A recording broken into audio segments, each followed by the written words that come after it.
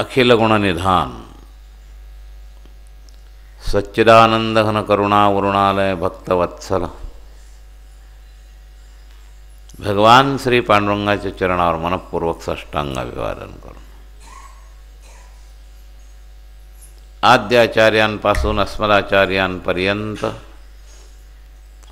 सकल संत आचार्य वृंदांना साष्टांग अभिवादन करून पहाटेच्या पवित्र प्रहरामध्ये उपस्थित सर्व साधकांच्या बद्दल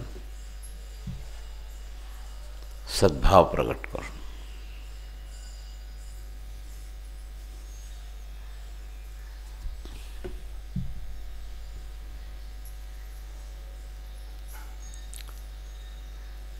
सापेक्षात आपण सगळे एका अँगलनं साधक आहोत आणि एका अँगलनं सर्व संसारी. जवरी नाही निरसला देह तोवरी अवघे संसारी असं आहे.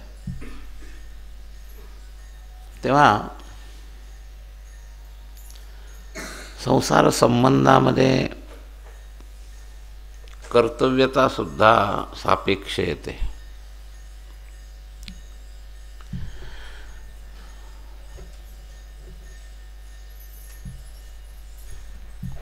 देहनिराश झाला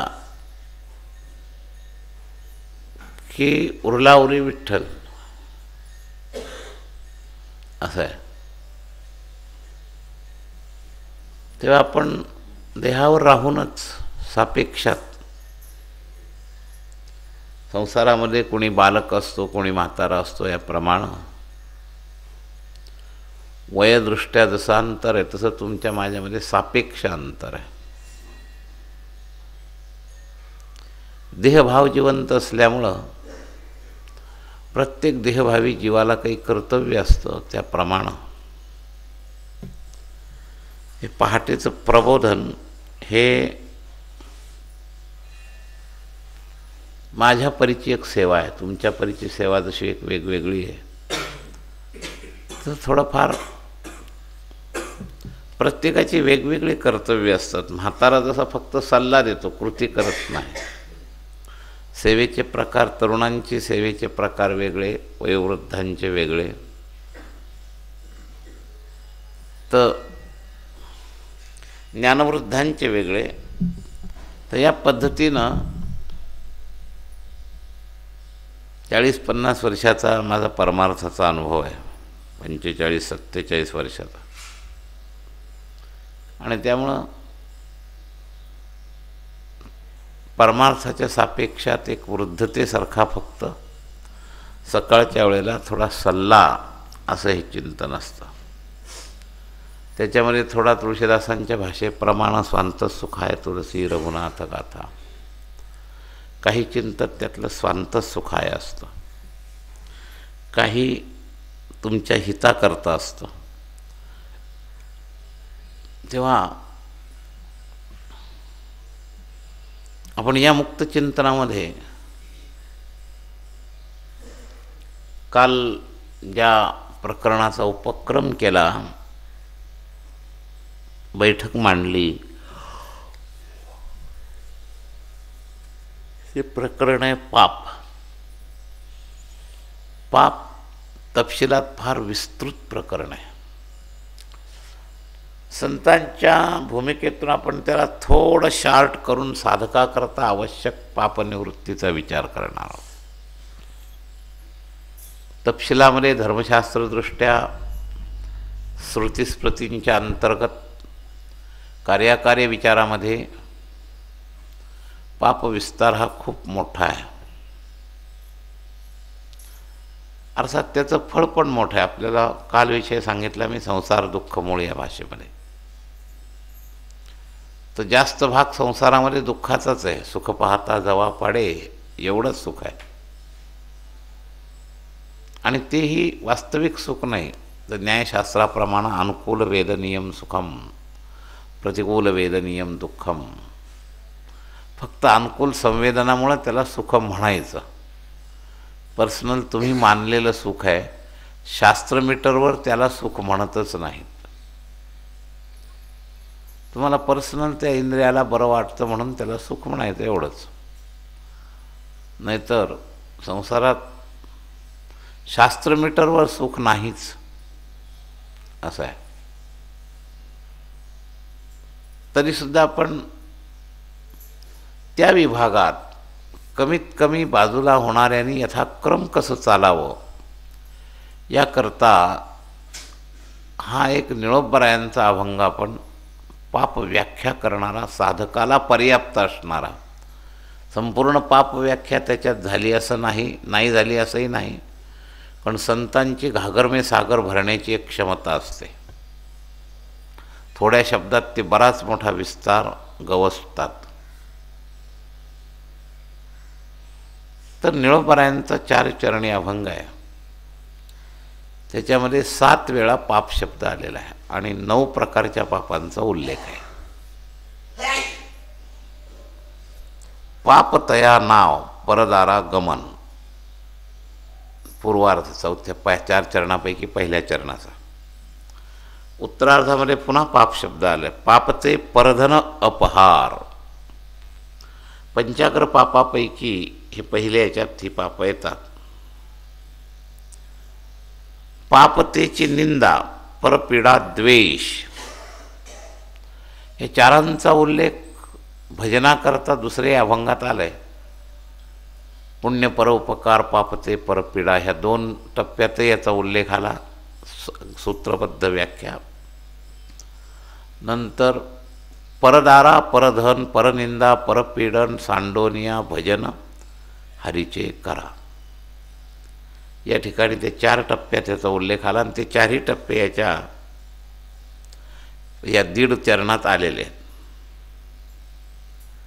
पापतेची निंदा, परपीडा, द्वेष, इथं पाप शब्दामध्ये 3 उल्लेख आले एकदम. निंदा, परपीडा आणि द्वेष. पापतेची उपहास पुढीलांचे, इथं पुढील शब्द श्रेष्ठवाचक विशेषत्वानं घ्यायचा. सन्मुखार्थानंही पुढील शब्द आहे आणि श्रेष्ठवाचकही आहे. श्रेष्ठांचा उपहास करू नका या अर्थाने. आता एक तात्विक पापाची व्याख्या आली. संसाराचा आसक्तियुक्त संबंध हेच पाप. पापतेची जीवी विषयाची आसक्ती. पाप अभक्ती कुळाचारी, म्हणजे धर्मप्रमाणाने जे कुळाचार दिले त्याच्याविषयी अश्रद्धा, अस्वीकारता हे पाप आहे. निळामणे पाप मुख्यतेची साचे, आणि त्याच्यातही तात्पर्यात्मक मुख्य पाप साधका करता, म्हणून साधका करता हे आहे. हे या शेवटच्या चरणाने विशेष उल्लेख केला. नावडे देवाचे नाममुखी, असा जो नास्तिक आहे. आणि माऊलींनी पापाची व्याख्या करताना एवढा एकच पॉईंट घेतला तात्पर्यात, नामासी विन्मुख तो नर पापिया, हा एकच मुद्दा घेतला. म्हणजे दार्शनिकदृष्ट्या भगवत सन्मुखता आणि जगतविन्मुखता याचा उल्लेख निळोबरायांनी सुद्धा शेवटच्या चरणात केला आणि मुख्य शब्द देऊन केला. तर असं पाप शब्द 7 वेळा आलेला आणि 9 प्रकारच्या पापांचा उल्लेख आहे. पहिल्या याच्यात 1 पूर्वार्धात, दुसऱ्या उत्तरार्धामध्ये 2 म्हणजे पहिल्या चरणात 2 उल्लेख, दुसऱ्या चरणामध्ये 4 आहेत. निंदा, परपीडा, द्वेष आणि पुढीलांचे उपहास, 4 आणि 2 6. तिसऱ्या चरणात 2 आहेत, विषयाची आसक्ती आणि कुळाचाराची अभक्ती, 6 आणि 2 8. आणि शेवटच्या याच्यात एकच आहे, निळामणे पाप मुख्यतेची साचे, नावडे देवाचे नाममुखी. तर असं एकूण 9 पापांचा उल्लेख आला. तर पापाची व्याख्या करताना एका अभंगात साधकाला तात्पर्यात्मक तपशिलापासून तर दार्शनिक लेव्हलपर्यंत पाप समजावं असा हा अभंग आहे. जसं आपण नामदेवांचा तो वासना प्रकरणातला अभंग पाहिला तसाच हा पाप प्रकरणातला अभंग आहे. तर या वासनेच्या 4 स्रोतापैकी हा पाप हा एक स्रोत आहे. पाप हे वासनेचं बळ आहे. पूर्वजन्मीचं पाप, वर्तमानकालीन पाप हे वासनारूपी झाडाला बळ आहे. आणि त्यामुळं या 4 अंतर्गत भागामध्ये हा पापस्रोत कमी करण्याचा उपाय माऊलींनी हरिउच्चारण हे दिलेलं आहे. हरिउच्चारणी अनंत पापराशी जाती ललयासी क्षणमाल. नाममंत्र जप कोटी जाईल पाप, कृष्णनामी संकल्प धरुणी राहे.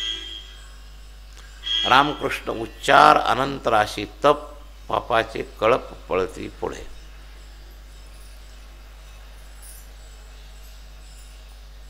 पापनाशाला संत नामस्मरण सुद्धा चालतं असं प्रमाण आहे. तुका म्हणे पापे जाती संताची या जपे. पण मुख्यत्वानं भगवत भजन. तेव्हा हा उपाय प्रकरण आपण नंतर पाहू, फक्त त्याचा उल्लेख करून गेलो. पाप समजण्याकरता सामान्य पाप, महापाप अशा अर्थातून काही विचार मांडलेला आहे. तर त्या महापापाचं सगळ्यात पहिलं सुरुवात केली अनिच्छन्नपी पापाच्या कारणाला काम या शब्दातून देवानी मांडणी केली. अर्जुनाने अनिच्छन्नपी पापाचा प्रश्न विचारला आणि त्यावेळेला भगवंतानी कामयेश क्रोधयेश इथून सुरुवात केली. आणि म्हणून सगळ्यात पहिला कंट्रोल जर करायचा असेल तर ब्रह्मचार्यांनी समूळ दारागमन आणि गृहस्थ्यांनी परदारागमन असे 2 शब्द मी वापरतो. हा पर शब्द गृहस्थ्यांना धरून मान पडलेला आहे. लक्षात घ्या. ब्रह्मचार्याला स्वदारा नाहीच, त्यामुळे परदारीचाही प्रश्न आणि स्वदारेचाही नाही असं आहे. आणि गृहस्थ्याला मात्र परदारागमन हे मुख्य पाप मानलेलं आहे. याच्यामध्ये काय आहे,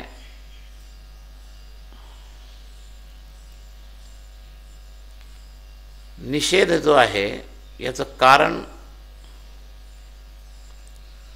उभयाकर्षणातून होणारा हा कामविकार. याच्यामध्ये एकदा माणूस फसला की निघतच नाही असं आहे. हा विकार वन वे ट्रॅफिक नसून उभयाकर्षणातून आहे. याच्यामध्ये चैतन्य संबंध आहे, इतर जड विषय आहेत.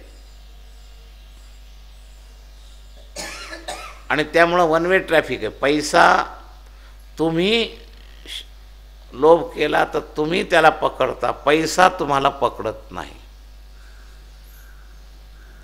पण कामामध्ये तुम्ही दारेला पकडता आणि दारा तुम्हाला पकडते. तर दारा शब्दाचा अर्थ एकमेकांच्या दृष्टिकोनातून घ्यायचा आहे.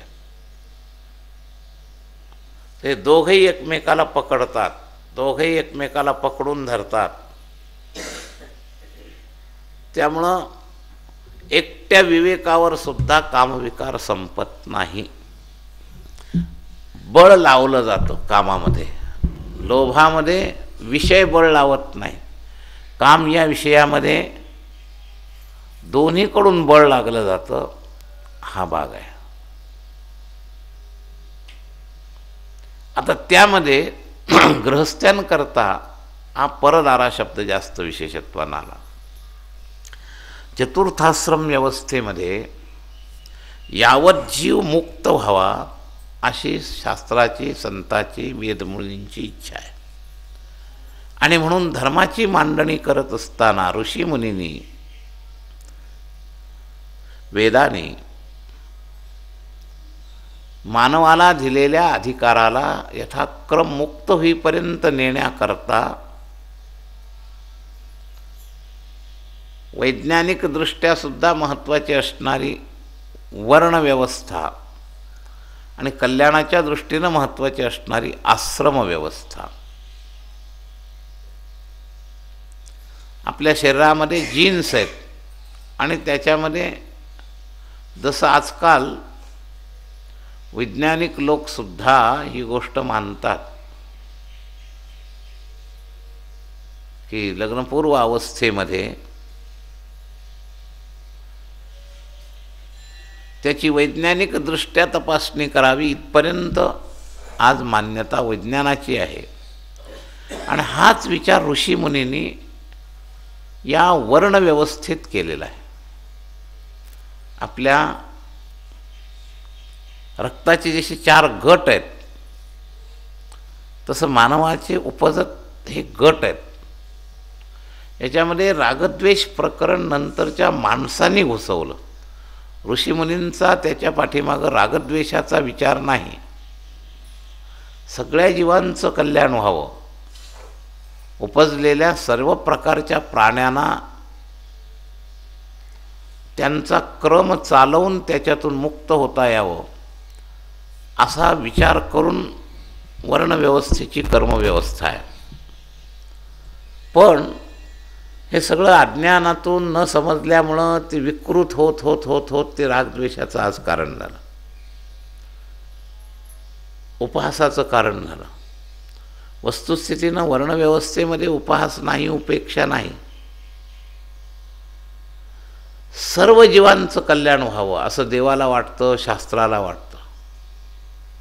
श्रुती पलवती माऊली जगा म्हणताना अहितापासून काढीती हित देवोनी वाढविते.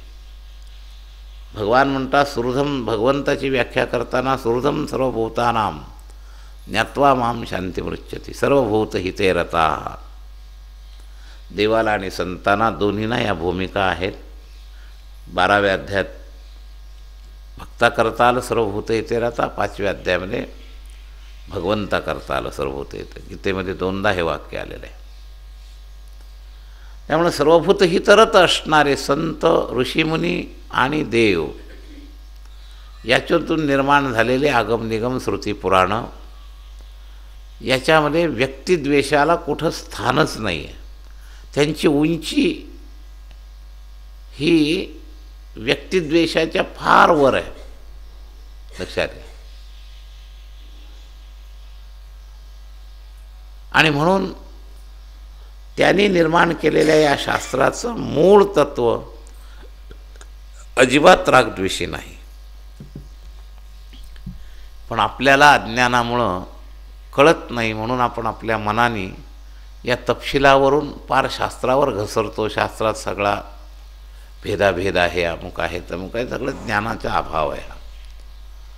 वस्तुस्थितीनं शास्त्र अतिशय सर्व जीवांचं हितैषी आहे, ऋषीमुनी हितैषी आहेत, भगवान हितैषी आहेत. आणि याच्यातून निर्माण झालेलं हे जे आहे याच्या पाठीमागचं आपल्याला पूर्ण कार्यकारण भाव वेद आपण न घेतल्यामुळं आपल्याला या वर्णाश्रम व्यवस्थेबद्दलचा उपहास, उपेक्षा आहे. तर या व्यक्तींनी अनंत जीवांचे जे वर्ग आहेत त्या वर्गानुसार काही मुद्दे टाकले आणि त्याच्यातून वर्णव्यवस्था झाली. त्याच्यामुळं त्याची क्वालिटी टिकली, लक्षात घ्या. आणि ती क्वालिटी वर्णसंकर झाल्यापासून, भले मग तो मानवातला वर्णसंकर असो, गाई गुरातला वर्णसंकर असो, शेतीतला वर्णसंकर असो, या संकराने आज अवस्था जी आहे ती संकरामुळे आहे. भगवंतांनी सांगितलं संकरो नरकायैव कुलघ्नानां कुलस्य च. पतंति पितरो येषां लुप्तपिंडोदकक्रिया. तर हा वर्णसंकर पहिल्यांदी हा वर्णसंकर हा एक महापापातला व्यभिचार आहे. परदारामध्ये या वर्णसंकराचा प्रधान भाग आहे. महापाप म्हणण्याचं कारण पुढच्या सगळ्या पिढीला बिघडवण्याचे तुम्ही कारण होता. अनुलोम विलोम रूपानं जो वर्णसंकर होतो तो संपूर्ण पुढच्या पिढ्यांचं नुकसान करतो. आज हजारो मंदबुद्धी जे जन्माला आले, मूक बधीर, शाळा निर्माण करण्याच्या पाळ्या आल्या, या सगळ्यांच्या पाठीमागं, बऱ्याचशा रोगांच्या पाठीमागं हा वर्णसंकर कारणीभूत आहे अधिष्ठान रूपानं. तर फार वैज्ञानिक विचार करून या ऋषीमुनींनी मानव विकासाकरता वर्ण आणि आश्रम व्यवस्था केल्या, रागद्वेषाकरता केल्या नाहीत. पण अतिशय अल्पज्ञ असणारे लोक या निमित्तातून पार ऋषीमुनी आणि वेद संतांना शास्त्राला नावं ठेवतात. तर पंचाग्र पापामध्ये याला फार मोठं महापाप म्हटलं. म्हणजे शास्त्रानुशासित काम हा भगवंताच्या विभूतीत येतो. धर्मा अविरुद्धो भूतेषु कामोस्मी भरतर्षभ. धर्माशी विरुद्ध नसणारा म्हणजे अविरुद्ध जो काम आहे ती माझी विभूती आहे. मग ती माझी विभूती का म्हणलं तर देवाला हे चालवायचं आहे म्हणून देवाने निर्माण केलेली ती रचना आहे. पण देवाच्या क्रमानं चालणं तर ती विभूती ठरते. मानव स्वतःच्या मनानं वासनेच्या आहारी जाऊन जेव्हा या कामाचा उपयोग करतो त्यावेळेला ते महापाप ठरतं. म्हणून पापतया नाव परदारा गमन. ज्यांनी आश्रमदृष्ट्या कल्याणाकरता ब्रह्मचर्य व्रत घेतलं त्याच्याकरता परदारा नाही दारागमनच महापाप त्याच्याकरता. आणि गृहस्थ्यांकरता परदारागमन हे महापाप असं आहे. तेव्हा हा महापापाच्या यादीतला पहिल्या नंबरचं पापाचा उल्लेख निळोबारायाने याच्यात केला. पापतया नाव परदारागमन.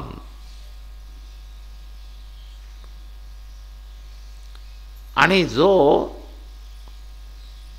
कामविकाराला अवरुद्ध करू शकतो तो सुखी होतो असं गीताकाराने सांगितलं. शक्नोति हैव यः सोढुं प्राक् शरीर विमोक्षणात् कामक्रोधोद्भवं वेगम सयुक्तः स सुखी नरः. या वेगाला जो आवरू शकतो तो सुखी होतो. तर यामध्ये सगळ्या ठिकाणी पहिल्या नंबरला काम. अनिच्छन्न पापाचं उत्तर देताना कामएष क्रोधेश. महापापमा म्हणताना काम. जय महाशनो महापापमा विद्येन मिय वैरिणम. जय शत्रुम महाबाहो कामरूपम दुरासदम. तर या सगळ्या प्रमाणामध्ये कामाला फार मोठं शत्रू मानलं आहे. लोभापेक्षाही मोठं शत्रू. लोभाला व्यवहारी म्हणीमध्ये लोभाला पापाचा बाप मानलेले आहे. पण या संत विभूतींच्या म्हणण्याप्रमाणे आध्यात्मिकदृष्ट्या पवित्र राहण्याला तुम्हाला जीवनामध्ये चिंतनदृष्ट्या अपवित्र करण्याला हा कामविकार फार बेकार आहे. स्वतःची नैतिक मर्यादा ओलांडायला लावणारा हा कामविकार आहे. तेव्हा या बाबतीत जीवनामध्ये एक स्तर आला पाहिजे. परमार्थिक साधकाच्या जीवनामध्ये हा स्तर आला पाहिजे. काय वाटेल ते करील पण हे दोष होऊ देणार नाही. म्हणजे किती प्रयत्न करेल त्याच्याकरता. गमन शब्द आणि चिंतन शब्द याच्यात अंतर आहे. परदारा चिंतन आणि परदारा गमन. महाराज गमनमध्ये मत जाने दे शरीर साधनाला पूर्व संस्काराचा एक भाग मी कालच्या वासनेच्या विभागात सांगितला. तर जन्मजन्म आपण कामाचा प्रत्येक योनीमध्ये कामसंबंध अनेकांना 84 लक्ष योनीमध्ये आलेला आहे, अगदी साध्या कीट पशु पतंगापासून तर मानवापर्यंत. आणि त्यामुळे संस्कारदृष्ट्या स्रोत हा कामाचा जास्त आहे, लोभाचा कमी आहे. लक्षात घ्या. संस्कार स्रोत ज्याला म्हणतात, परंपरा म्हणजे चांगल्या अर्थात सुद्धा लोक जशी परंपरा वापरतात. एखाद्या व्यक्तीला आपण काही फडकऱ्यांना पाया का पडतो, तर परंपरा त्यांच्या पाठीमागे आहे, म्हणजे त्याचा स्रोत त्याच्यामध्ये आहे. तर चांगल्या बाबतीत जसं परंपरा आहे तसं वाईट बाबतीत परंपरा आहे. तर परंपरा कामाला फार मोठी आहे, हे वाईट आहे पण आहे. वर्षानुवर्ष आपण त्या कामाशी स्पर्शित आहोत आणि त्यामुळं याला काढायला अवकार, याला डबल स्रोत मिळतो. लक्षात घ्या. तर हा पापस्रोत आणि संस्कार स्रोत या दोन्हीचा संगम या कामविकारात झाला आहे. संस्कार स्रोत जन्मजन्माचे संस्कार आहेत. तर जसं ते गुणधर्म असतात ना, तसे जीन्स आहेत. हा जीव थोडा वयात आला की त्याला ते कामसंस्कार उद्भूत होतात. जनावरं असो मानव असो, तर ते जीन्स प्रगट झाले. जसं बीजातून झाड तयार होतं, त्याची एक क्रमते जायते वर्धते सारखी, मग त्याला फळरूप येतं. हे जसं त्याची एक रचना आहे, तसं यावत जीवाच्या या बीजामध्ये ही रचना आहे. रचना आहे म्हणजे लायसन आहे असं नाही, त्या रचनेवर उपाय करता येतो. पण रचना आहे यामुळं संस्कार स्रोत या कामाला जास्त आहे, असं आहे. आणि त्यामुळं भगवंतानी काय केलेलं आहे, ही शृंखला चालू राहावी म्हणून या कामविकारामध्ये एकमेकाचं आकर्षण एकमेकाच्या मनामध्ये निर्माण करून ठेवलेलं आहे. याचंच नाव माया. मायेचे अनेक प्रकार. त्यात वन वे ट्रॅफिकचं आकर्षण आहे पैशामध्ये आणि टू वे पद्धतीचं आकर्षण आहे कामामध्ये, असं आहे. दोघं एकमेकाचं चिंतन करतात. आक्रमक प्रवृत्ती पुरुषाची जास्त असल्यामुळं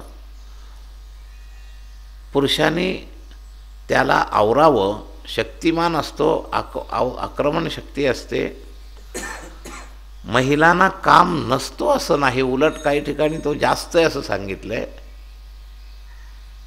पण परदारा गमन शब्द जो वापरला, त्या गमनमध्ये चिंतनमध्ये दोघंही एकमेकाचं चिंतन, विकार वाढला, आकर्षण एकमेकाला आहे, चिंतन सगळे करतात. पण गमनामध्ये जास्त जोर पुरुषाचा असतो. चिंतनामध्ये जास्त जोर कोणाचा असेल, सगळ्यासारखा आहे ना. संस्कार स्रोत ज्याचा जसा असेल, पूर्वजन्माचा जसा संस्कार स्रोत असेल, तर चिंतनामध्ये थोडासा फरक आहे. आणि म्हणून संतांनी सांगितलं मत जाने ते शरीर. म्हणजे मनापर्यंत जरी गेलं तरी आवरायला कुठं पहिलं आवर, तर शरीराला तिथं जाऊ देऊ नको. म्हणजे थोडा संस्कार साधकाच्या जीवनामध्ये एकमेक बोलत नाही कामाविषयी, कमी जास्त असेल, पूर्वजन्माची साधना असेल, तर मनुष्यजन्मातल्या उच्चवर्णीय आणि ज्याला संतांची संगत झाली आहे अशाच्या मनामध्ये काम कमी आलेलं असेल, पण त्याने कधी प्रवेशच केला नाही असं नाही, कारण ती शरीराची रचना आहे. लक्षात घ्या. कमी आलेली उदाहरणं आहेत, भाग्यवान पुरुष आहेत असे बरं का. संतांमध्ये साधकांमध्ये तो वेग कमी असणारे काही भाग्यवान आहे. त्याला लढावं कमी लागलं म्हणजे त्याचा जो संस्कार स्रोत आहे तो त्याचा क्षीण झालेला आहे.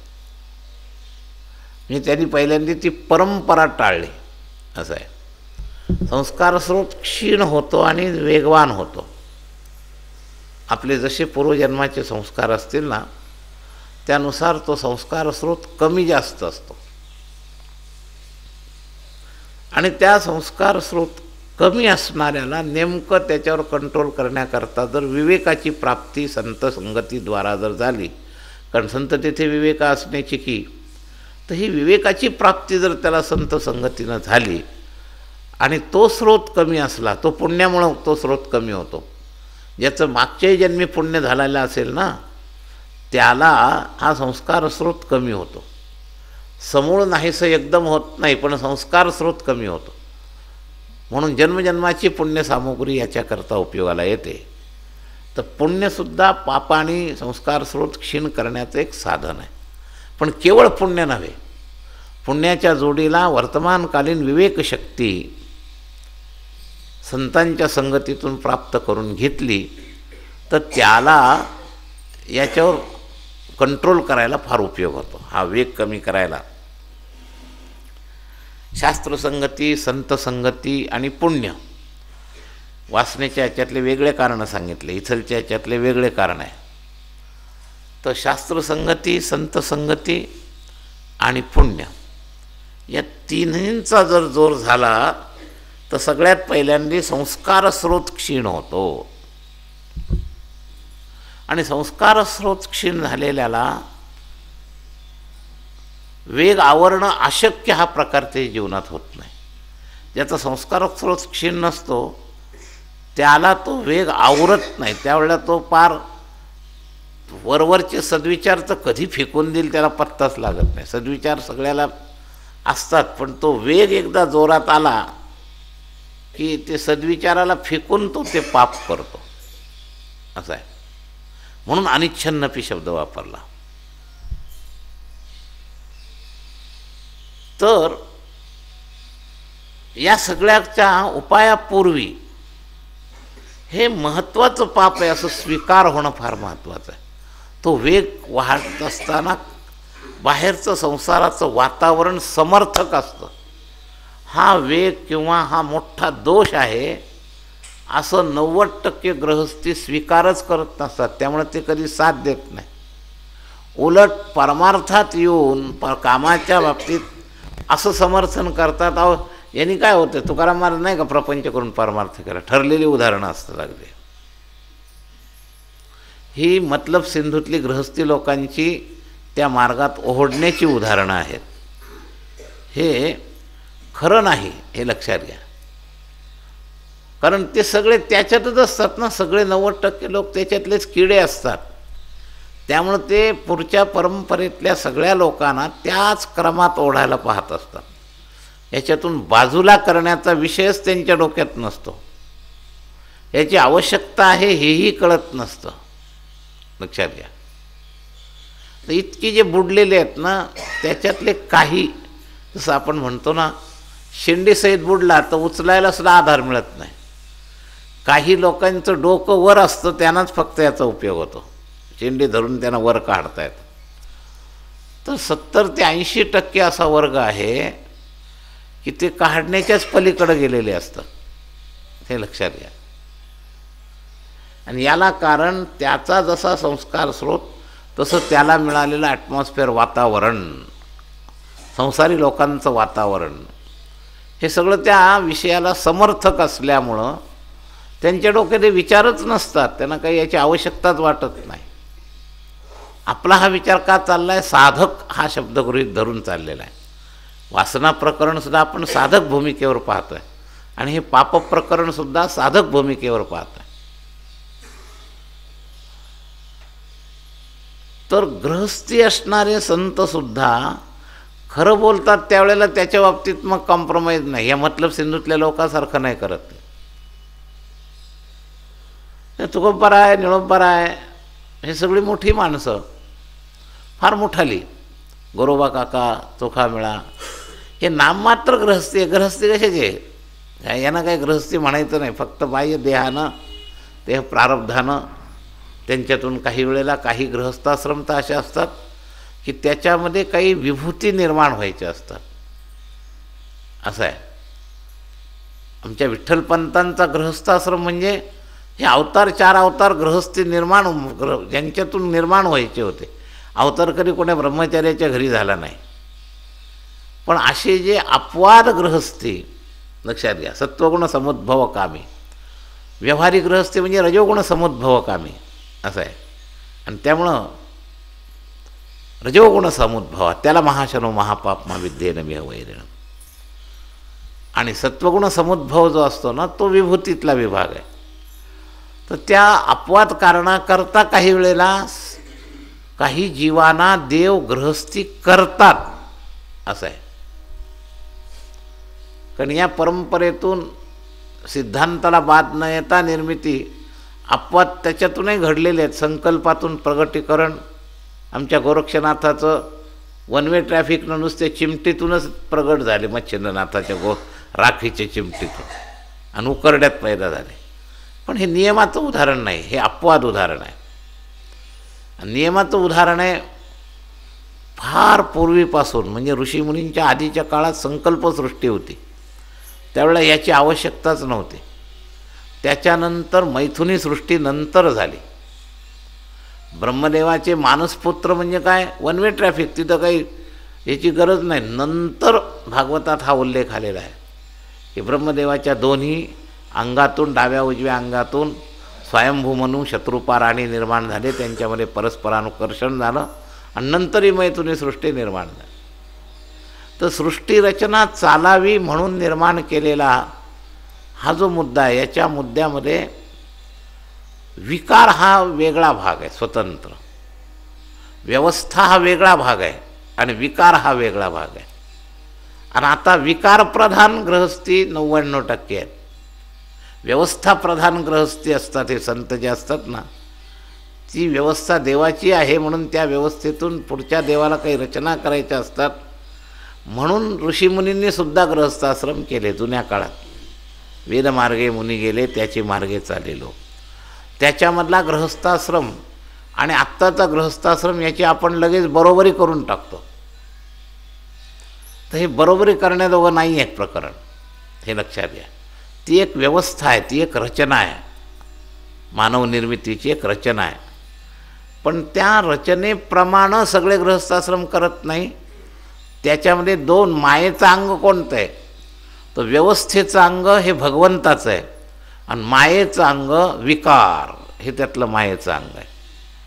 नुसती व्यवस्था म्हणून हा संबंध राहिला नाही, विकाराने झाला. आणि विकारानेच जीवत्व आलं बरं का. अविकारत्व जे आहे ना, आत्म्याचं स्वरूप जे आहे ना, अविकार्यो अयम उच्यते, अव्यक्तोयम अचिंत्योयम अविकार्यो अयम उच्यते. हा अविकार्य विकारी झाला म्हणून त्याला जीव म्हणायचं. मायोपाधी झाला जीव, परमात्माने हे अविद्योपाधी झाला जीव. तर या पद्धतीनं ती उपाधी आली आणि त्याला विकारत्व आलं, याच्यामुळं जीव झाला. तर साधारण संसारी जीव आहेत असं आहे. आणि हे अवतारी जे आहेत नाही ना, जीवकोटी मानायचीच नाही, हे वेगळे आहेत. तर हे व्यवस्थेप्रमाणे शरीरद्वारा जरी गृहस्थी दिसले, खऱ्या अर्थानं ते गृहस्थी नसतातच. मग आता या गृहस्थ्यांच्या बाबतीतसुद्धा ऋषींनी, वेदांनी फार दूरगामी दृष्टिकोन ठेवला आणि त्या व्यवस्थेत सुचारूपणा राहावा म्हणून वर्ण आणि आश्रम 2 भाग पाडले. वर्णानं वैज्ञानिकदृष्ट्या संतुलन ठेवलं आणि आश्रमानं कल्याणदृष्ट्या हा जीव संन्यासापर्यंत नेऊन प्रत्येक जीवाचं कल्याण व्हावं म्हणून आश्रम व्यवस्था. वर्णव्यवस्था वैज्ञानिकदृष्ट्या त्याचं संतुलन राहावं, रोगी होऊ नयेत, संकर होऊन त्याच्यातून विकृती पैदा होऊ नये म्हणून वर्णव्यवस्था. आणि प्रत्येक जीव मुक्तीपर्यंत जावा मानवाला दिलेल्या अधिकारानुसार म्हणून आश्रम व्यवस्था. ब्रह्मचर्य, गृहस्थ, वानप्रस्थ आणि संन्यास. तर यामध्ये या पापाचा विचार करत असताना हा परदारा शब्द का वापरला, तर साधारणपणानं क्रमानं गृहस्थी असणारा जेवढा वर्ग आहे त्याच्याकरता सगळ्यात पहिला दोष या परदारानं वर्णसंकर होतो. या परदारानं शास्त्रानुशासन सुटतं. लक्षात घ्या, परदारानं हे जनावरासारखं मुक्त पापाभिमुखता होते. म्हणून त्याला कंट्रोल करण्याकरता एक शास्त्रीय रचना,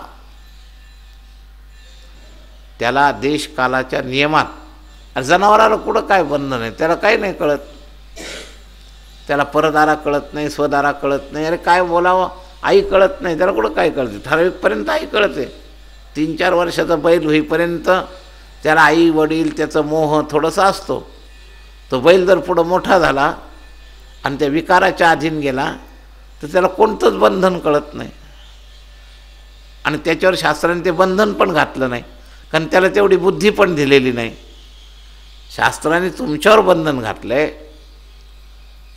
म्हणून सामान्य आहार निद्रा भयमैथुनंचेत समान पशुभिर्नराणाम, तर त्याप्रमाणे त्यांना हे बंधन नाही. परदारा हा विषय तुमच्याकरता आहे. तुम्हाला जी दिलेली बुद्धी आहे त्याचे परिणाम कळतात आणि तुमचा स्तर टिकावा. आता उलटं झालं आहे, माणसाचा स्तर टिकवण्याची व्यवस्था केली आणि घोड्यांचे बैलांचे स्तर टिकवण्याकरता प्रयत्न करतात. या खानदानीवरून रेसचे घोड्यांचे पुस्तकं आहेत या खानदानी.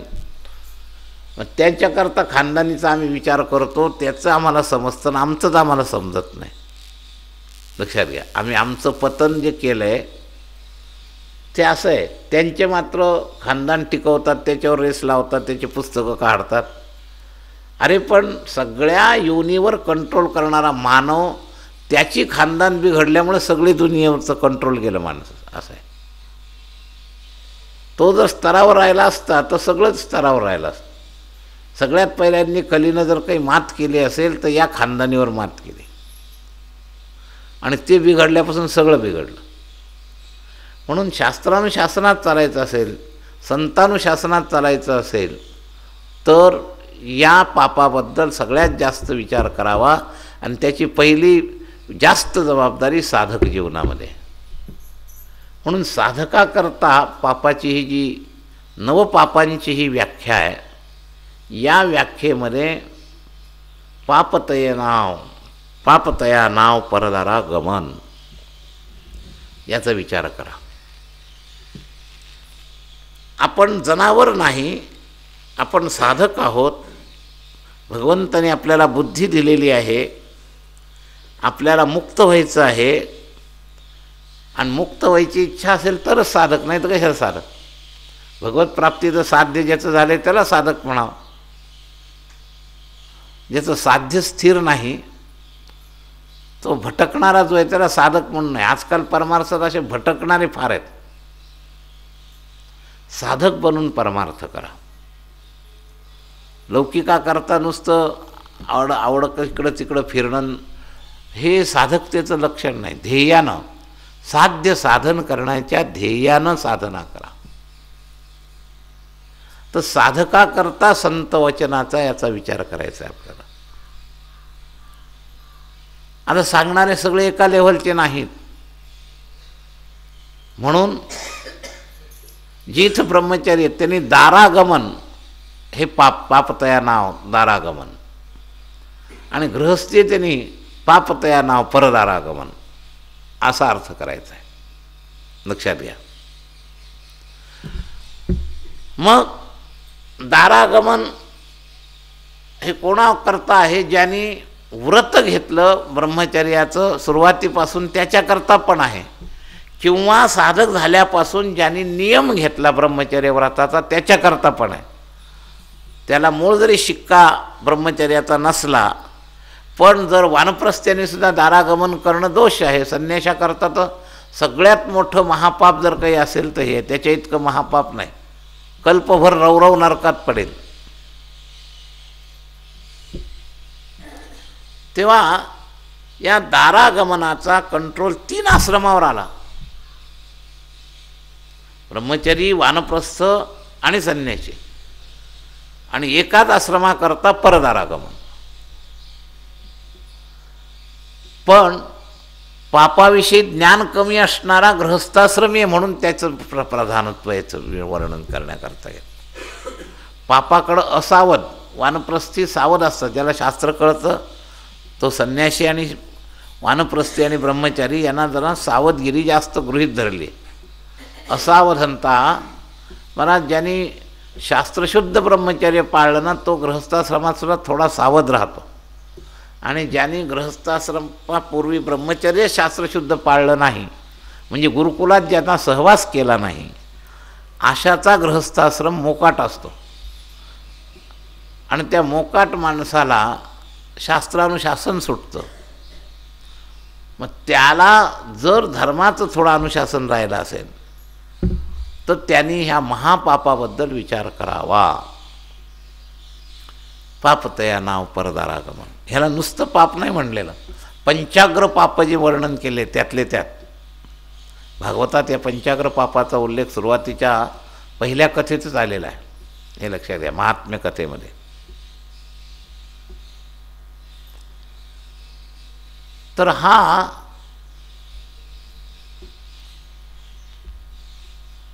पंचाग्र पापातला पहिल्या नंबरला हे काम पाप आहे. आणि म्हणून तिथून पहिली सुरुवात करा की कमीत कमी जो स्वतः त्या बाबतीत सावध असेल, ठीक आहे, एक पायरी गेली, त्याच्या एक परीक्षा त्याची पास आहे. पण सावध नसणारा वर्ग बराच आहे, म्हणून सगळ्याकरता पहिली सुरुवात तिथून केली. पापतया नाव परदारागमन. आणि मग पुढचे सुरू झालेले.